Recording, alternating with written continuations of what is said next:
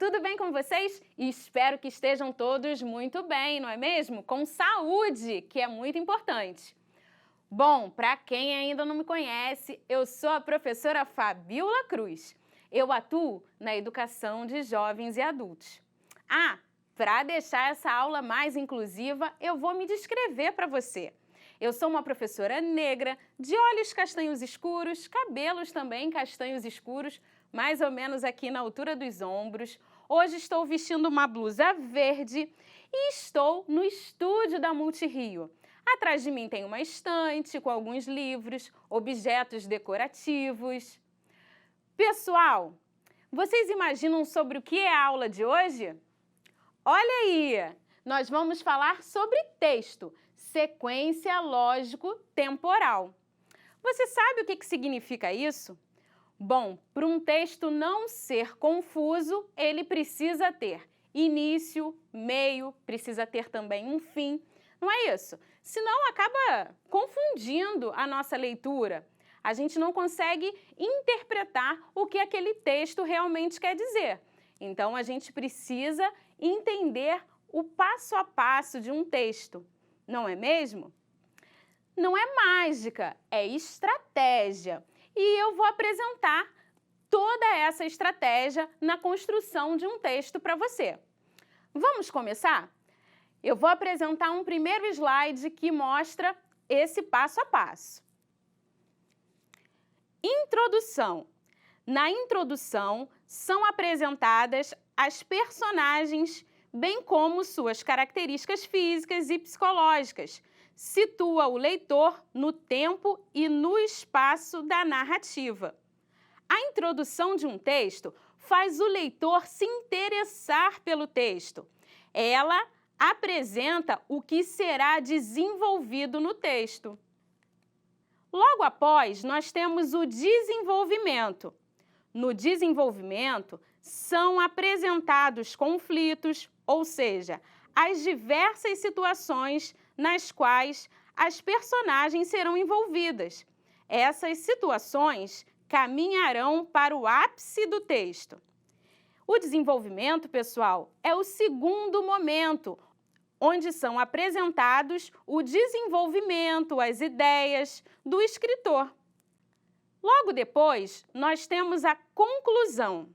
Na conclusão, teremos o desfecho para esses conflitos, momento em que podem ser apresentadas soluções para os problemas das personagens. Na conclusão, o escritor pode até opinar, apresentando um novo caminho para o término do texto. Viu aí? Lembrou do passo a passo? Bom, um texto também precisa ter um título. Tem gente, assim como eu, que gosta de deixar o título para o final. Eu gosto de usar sempre uma palavra, uma expressão que represente o meu texto, para fazer um título que seja bem atrativo. Bom, agora eu vou apresentar para vocês um texto para que você, de fato, compreenda cada uma dessas etapas. Vamos lá? O ato de estudar. A importância do ato de ler. Paulo Freire. Tinha chovido muito toda a noite. Havia enormes poças de água molhada nas partes baixas do terreno. Em certos lugares, a terra, de tão molhada, tinha virado lama. Às vezes, os pés apenas escorregavam nela. Às vezes, mais do que escorregar, os pés se atolavam na lama até acima dos tornozelos. Era difícil andar. Pedro e Antônio estavam transportando numa caminhoneta cestos cheios de cacau para o sítio onde deveriam secar. Em certa altura, perceberam que a caminhoneta não atravessaria o atoleiro que tinha pela frente. Passaram, desceram da caminhoneta, olharam o atoleiro, que era um problema para eles.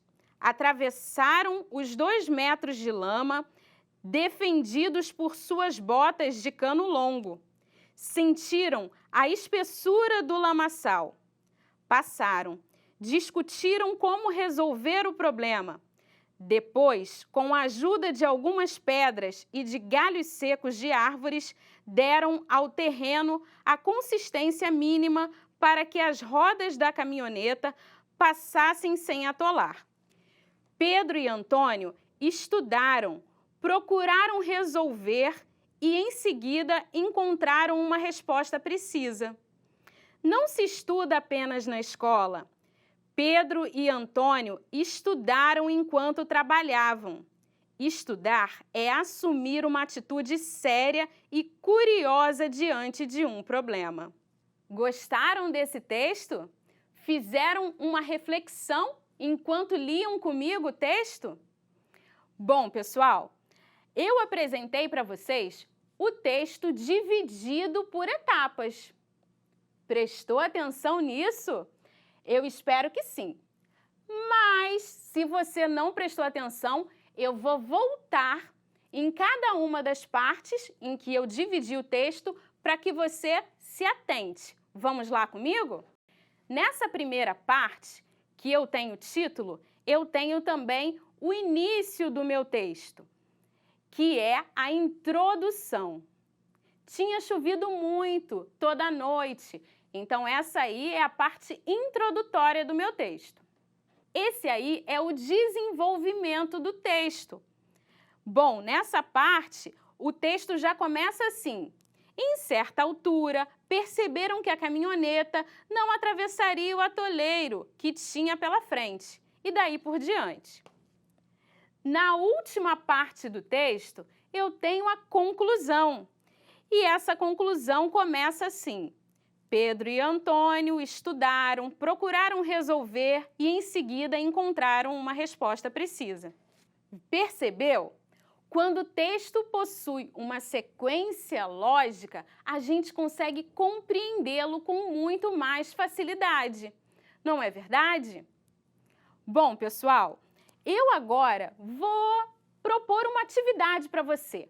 Eu gostaria que você pensasse em qual é a situação inicial do meu texto, qual é o conflito que aparece nesse texto e qual é a situação final, aquela que conclui o texto. Vamos fazer essa atividade comigo? Olha lá o slide. A situação inicial. Eu posso dizer que o início do meu texto é esse aí. Tinha chovido muito toda a noite. Em certos lugares, a terra de tão molhada tinha virado lama. Pedro e Antônio estavam transportando numa caminhoneta cestos cheios de cacau. Você concorda comigo que essa é a situação inicial do meu texto? E o conflito apresentado? O conflito está no desenvolvimento do texto, que começa mais ou menos assim. Perceberam que a caminhoneta não atravessaria o atoleiro que tinha pela frente. Desceram da caminhoneta, olharam o atoleiro, que era um problema para eles, discutiram como resolver o problema. E a situação final? Procuraram resolver e, em seguida, encontraram uma resposta precisa. Pedro e Antônio estudaram enquanto trabalhavam. Estudar é assumir uma atitude séria e curiosa diante de um problema. Além de conhecermos a sequência do texto, o início, o meio e fim, é importante também que a gente consiga prestar atenção em que tempo se passa o texto. Existem alguns marcadores de tempo quando a gente faz a leitura de um texto. Por exemplo, se a gente usa a palavra hoje, é porque a gente está se referindo ao presente. Mas se a gente usa amanhã, aí é porque a gente está pensando numa situação futura. E se a gente usa a palavra ontem, por exemplo, é porque a gente está se referindo a situações que ocorreram no passado, não é isso? O texto que eu apresentei para vocês, ele acontece todo no passado. As frases são nítidas quando a gente percebe que isso já aconteceu, está no tempo passado. Então, vamos olhar no slide para a gente perceber algumas frases que mostram que o texto realmente está no passado? Vamos lá comigo? O texto está no passado porque possui essas frases que eu coloquei aí na primeira coluna. Tinha chovido muito toda a noite. Era difícil andar. Pensaram, discutiram como resolver o problema. Pedro e Antônio estudaram. Então, todas essas frases que eu apresento para vocês aí, que foram retiradas do texto, estão no passado. Mas se o texto estivesse no presente, as frases seriam outras. Olha só. Ao invés de tinha chovido, seria está chovendo muito toda a noite. Ao invés de era difícil, no presente a gente tem é difícil andar. Pensaram, no presente, o texto seria pensam. Discutiram, no presente, seria discutem como resolver o problema. Pedro e Antônio estudaram, está no passado, lá no texto. Se a gente colocar no presente, fica Pedro e Antônio estudam. E se fosse no futuro, como seria? Choverá muito toda a noite, será difícil andar, pensarão, discutirão como resolver o problema. Pedro e Antônio estudarão. Eu fiz essa tabela não para que você decore, mas para que você possa identificar como seria o texto em outros tempos, no presente e também no futuro. E aí, você está gostando da aula? Para a gente finalizar, eu vou ler a continuidade do texto que eu apresentei para vocês no início da aula, aquele que a gente marcou o início, o meio e o fim. Como eu falei, esse é um texto de Paulo Freire. E o final que ele dá para o texto é esse aí que eu vou ler para vocês. Vamos ler comigo? Pedro e Antônio estudaram enquanto trabalhavam. Estudar é assumir uma atitude séria e curiosa diante de um problema. Esta atitude séria e curiosa, na procura de compreender as coisas e os fatos, caracteriza o ato de estudar. Não importa que o estudante seja feito no momento e no lugar do nosso trabalho, como no caso de Pedro e Antônio, que acabamos de ver. Em qualquer caso, o estudo exige sempre esta atitude séria e curiosa na procura de compreender as coisas e os fatos que observamos. Um texto para ser lido é um texto para ser estudado. Um texto para ser estudado é um texto para ser interpretado.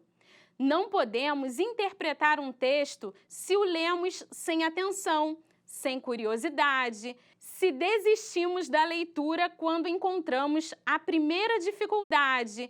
Que seria da produção de cacau naquela roça se Pedro e Antônio tivessem desistido de prosseguir o trabalho por causa do lamaçal? Se um texto às vezes é difícil, insiste em compreendê-lo. Trabalha sobre ele, como Antônio e Pedro trabalharam em relação ao problema do lamaçal. Estudar exige disciplina. Estudar não é fácil, porque estudar é criar e recriar, e não repetir o que os outros dizem. Estudar é um dever revolucionário. Viu, Paulo Freire, a importância do ato de ler? Gostou? E você concorda com o que o autor colocou aí nesse texto? Bom, é importante que você reflita. Você concorda que estudar é difícil? Ou você acha que estudar é algo muito fácil? Por quê? Uma outra questão seria, para você, estudar é um dever revolucionário? Pense nisso. Bom, pessoal, eu espero que você tenha gostado da nossa aula de hoje, que você reflita bastante sobre todas as questões referentes ao tempo em que o texto aparece e também em relação à sequência do texto, mas também reflita sobre as palavras de Paulo Freire. É isso, eu fico por aqui, um beijo no coração de vocês e até a nossa próxima aula. Tchau!